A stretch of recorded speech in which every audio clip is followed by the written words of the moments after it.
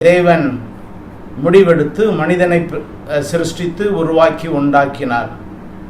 அவன் பெயர்தான் ஆதாம்.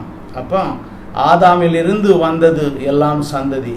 எப்படி பல பிரிவினைகள் உண்டாகி இருக்கும். ஆனால் தேவன் அவனுக்கு சர்வ உரிமையும் கொடுத்தபடியினாலே ஒரு சத்துரு ஒருவன் இருக்கிறான், அவன்தான் பாவத்திற்கு காரணன் என்பதை அவர் சொல்லவில்லை.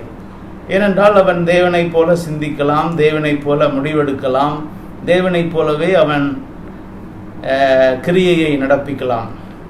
ஆனாலும் அவனுக்கு ஒரு ஏற்ற துணையை தேவன் தம்முடைய திட்டத்திலே உண்டாக்கினார். அவள்தான் ஏவாள். அப்போ இப்பொழுது 2 பேர் இருக்கிறார்கள்.